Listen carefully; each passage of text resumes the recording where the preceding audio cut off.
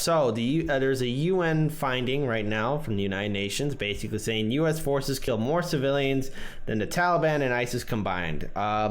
What's going on, man? Well, the U.S. and U.S.-backed forces are killing more people than the Taliban and ISIS combined.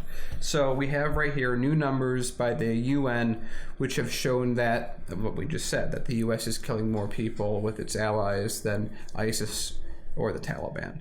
So in the time period from January to the end of March,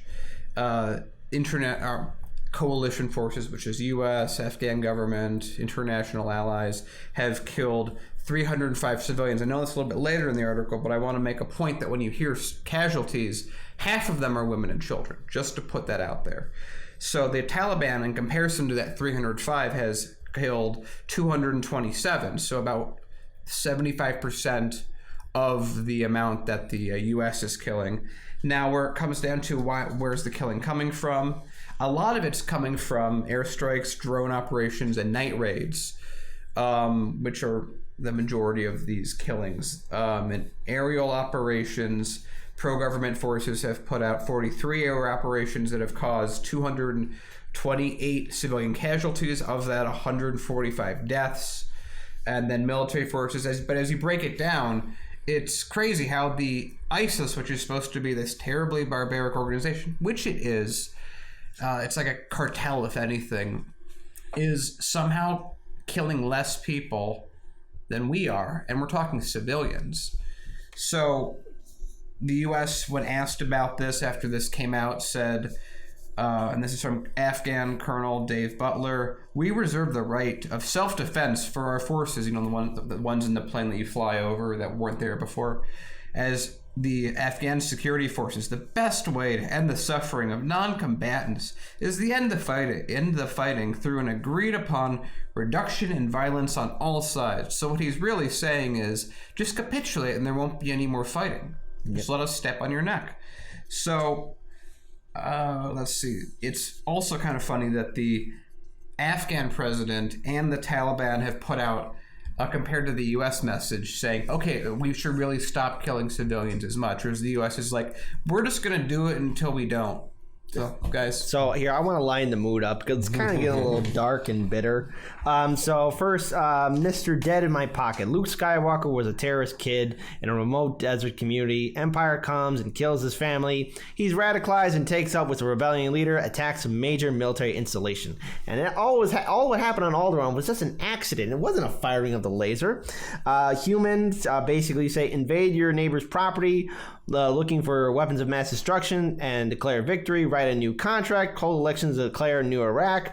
And then Karamos basically says, it's okay, ICC, I've pardoned myself. I'm sure they say okay, and break for coffee. Yeah. Paul, I just had to line the mood up because it's starting to get a little dark in here. Yeah, that was pretty good, though. Yeah, it was pretty funny, yes. I think it's funny that Noam Chomsky's been saying this for years, that if you want to stop terrorism, stop being a terrorist. And the United States is acting as the United States military is acting in a terroristic fashion. And we have been doing so since 9/11.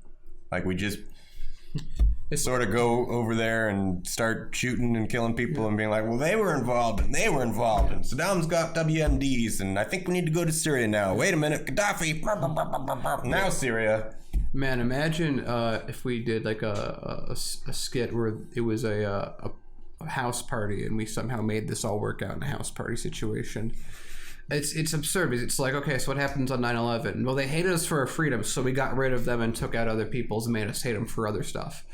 I mean, I was very young, but I remember that the world had their sympathies. Everyone was crying for the U.S. on 9/11. And for people that were older than myself that lived through that, I'm sure you remember that. I wonder what happens if it happens again. I don't think the world would have as much sympathy. You know what? And I can even remember, there's something that now that you said it, my brain just jolted back some memories of some commentators, especially when Obama got elected into office before he really started implementing his policies, how there were commentators saying, oh, we need another 9/11 so that we can be back in action again, or something else. And it's like, be careful what you wish for, because it might one day fucking happen. And I don't know if we could really walk away from another disaster. Look, we all live on this planet. We all breathe the same air. No matter where we go, we are on this planet. We are stuck on this rock together. And right now, until we go to space. Yeah, That's like I said, we gotta do both. Yeah. So, and the thing is, I'm glad you mentioned that because Carl Sagan went on numerous records saying like how we have to invest into leaving this planet and doing a human mission to go into outer space and actually expand our species and go for more discovery. And right now the idea of peace seems just so far away from us. And this is where I always say,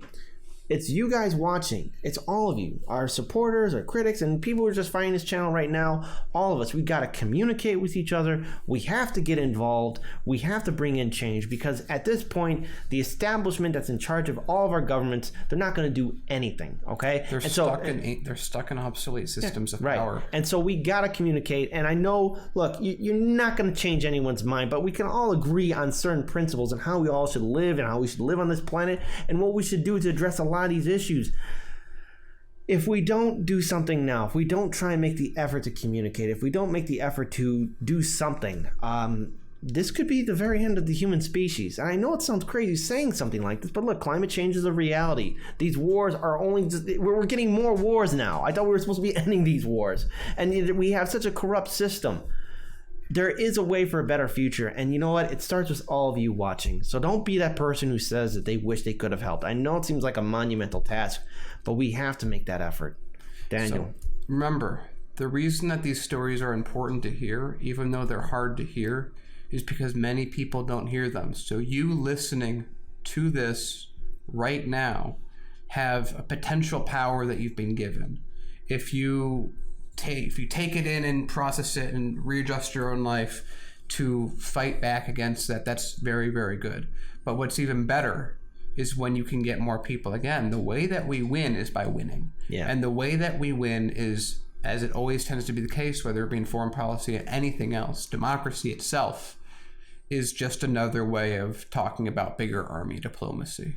Yeah. If you have more people on your side who on average have a higher power rating, for lack of a better term, than the other side does, and you stay long enough, you win. That's how playing too many RPGs over there. Maybe, but it works out the same way. Even if you're a few people like we have right now that control the U.S., they individually have an enormous amount of money, influence, connections, etc.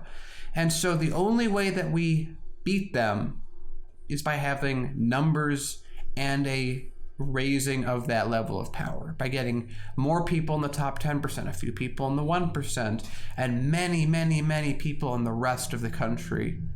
That's how you win. That's historically how this always happens. And I feel like we have to get in a worse situation, like a recession, which is coming up, to really have this all kickstart together. But it really comes down to you guys building the army in just your own area and just with your friends and making sure people are ready and active.